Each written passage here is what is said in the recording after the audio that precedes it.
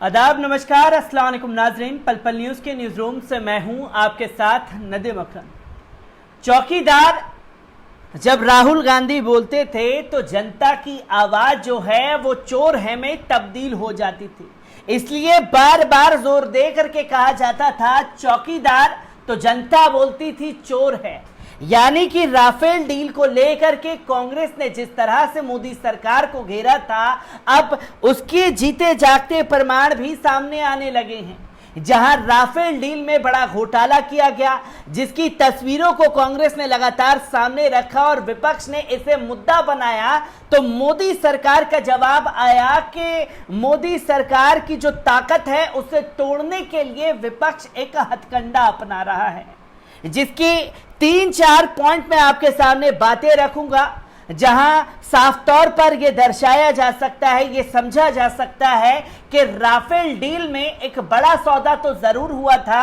बेशक से मोदी सरकार ने उसे छुपा लिया हो, पर फ्रांस की सरकार जो है इसको लेकर के पूरी तरीके से अब सख्त हो चुकी है और इसके लिए उन्होंने जज की नियुक्ति कर दी है और बड़े एक्शन की तैयारी में है। और इस घोटाले में कई वीआईपी लोगों का नाम भी सामने आ रहा है, जिसको लेकर के फ्रांस में एक बड़ी बगावत हो सकती है और फ्रांस की बगावत के साथ साथ सवाल उठ सकते हैं दुनिया भर में मोदी सरकार पर। जहां राफेल की तस्वीरें हमने देखी तो नींबू नीचे रखते हुए हमारे देश के रक्षा मंत्री तस्वीर खिंचवाते हुए नजर आए।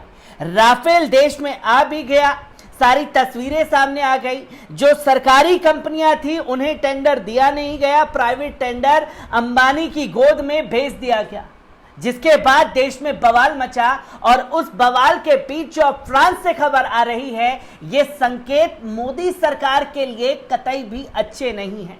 आखिर क्या एक्शन की तैयारी में फ्रांस की सरकार लग रही है, किस तरीके से जो जज की नियुक्ति हुई है उससे कितना बड़ा नुकसान फ्रांस और भारत सरकार के राफेल सौदे को हो सकता है, एक बार इस पर नजर डालते हैं। राफेल सौदे को लेकर जांच के लिए फ्रांस में एक जज की नियुक्ति की गई है। फ्रांस की पब्लिक प्रोसिक्यूशन सर्विसेज की फाइनेंशियल क्राइम ब्रांच यानी कि पीएनएफ ने कहा है कि इस सौदे को लेकर लगाए गए भ्रष्टाचार और पक्षपात के आरोपों की जांच की जाएगी।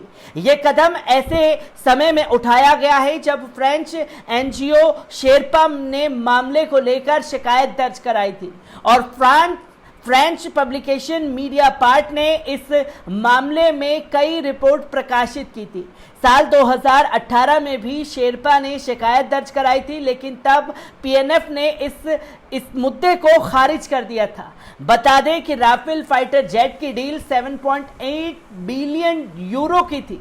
शुक्रवार को फ्रेंच पब्लिकेशन मीडिया पार्ट ने बताया कि 14 जून को एक मजिस्ट्रेट द्वारा मामले की आपराधिक जांच शुरू की गई है। जांच में फ्रांस के पूर्व फ्रांसवा ओलांद, जो राफेल सौदे पर हस्ताक्षर किए जाने के समय पर पद पर थे, और वर्तमान फ्रांसीसी राष्ट्रपति इमैनुएल मैक्रों, जो उस समय वित्त मंत्री थे, उनके कामकाज को लेकर भी सवाल किए जाएंगे। तत्कालीन रक्षा मंत्री और अब फ्रांस के विदेश मंत्री जीन-यवेस ले ड्रायन से भी जुड़ी चीजों को लेकर पूछताछ हो सकती है।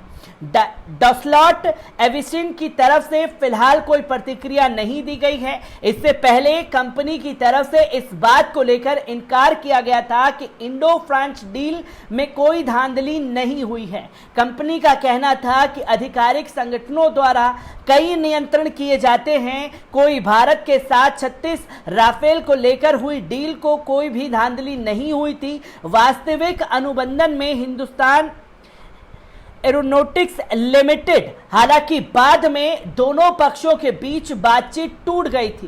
बाद में दोनों देशों के बीच 2016 में डील साइन की गई थी, जिसके तहत 36 राफेल विमान 7.8 बिलियन यूरो के दाम पर तय किए गए थे। जो फ्रांस के पहले राष्ट्रपति थे, उनके बयान ने पहले ही हड़कंप मोदी सरकार के खेमे में मचा दी थी और इसके बाद एमिल मैक्रों ने पूरी तरीके से बचाव किया मोदी सरकार का और मोदी सरकार ने इसका बदला और जो अपनी पूरी तरीके से बचाव हुआ उस बचाव का बदला इस तरीके से उन्होंने दिया कि जब दुनिया भर में इस्लामोफोबिया को लेकर के एमिल मैक्रों की मजम्मत की जा रही थी, तब देश के प्रधानमंत्री उनके साथ कंधे से कंधा मिला करके खड़े हुए थे, जिसके चलते एक दबाव में लिया गया फैसला भी मोदी सरकार के ऊपर माना जा रहा है। और जब जज की नियुक्ति हो चुकी है, जांच की जा रही है और इस जांच में कई वीआईपी लोगों के नाम शामिल आ रहे हैं, तो किस तरीके से ये डील हुई होगी, इस डील को लेकर के अब खुलासे होंगे और जब खुलासे होंगे तो मोदी सरकार की रातों की नींद भी उड़ना तय माना जा रहा है। फ्रांस से आ रही हर एक अपडेट आप लोगों के साथ यूं ही ताज़ा करता रहूंगा। दीजिए इजाजत, शुक्रिया।